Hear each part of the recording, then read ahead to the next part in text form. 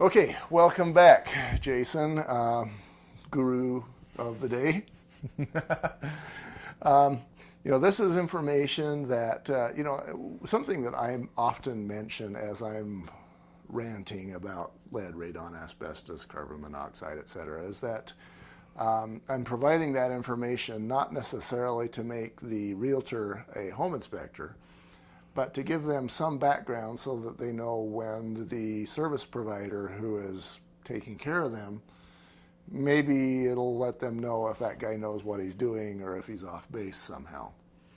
And so, I guess that same sort of thing applies in this class as well. You're providing a ton of information, but, they don't necessarily need to have all this. I guess it's good for referral sort of background information, but they can always call you. Right. And I would always recommend talking to a lender because programs change all the time. I get right now just about a weekly email from FHA telling me the changes that they're making. I get daily notifications from investors of, hey, we're making this little change here and this little change there. And then you got to keep that in your brain somewhere. Hope it doesn't fall out along the way. Yeah, I'm glad I'm a home inspector.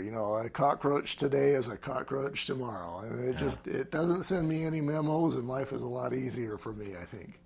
All right, so let's talk about the other kinds of loans. Okay. So this is another way you can work a down payment where a borrower may not have it available or something that you see. So the way to do this is by selling real property or getting a loan against it. So they have a truck. Mm-hmm. Trucks are beautiful here in Utah. They're wonderful and a status symbol. And so a lot of people have their $40,000 or more truck.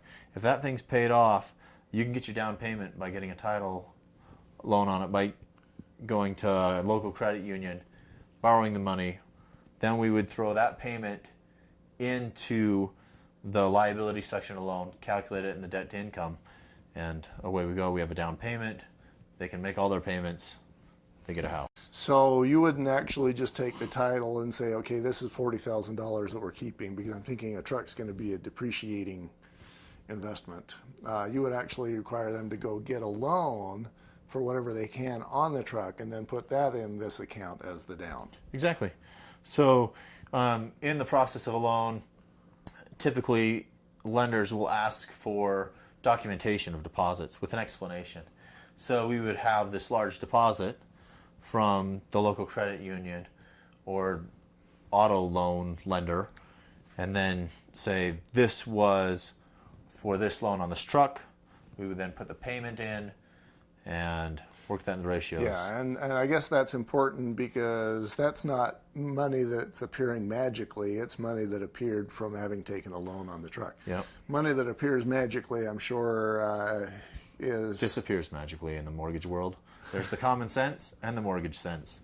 So large deposits undocumented aren't really there when it comes to underwriting. Okay,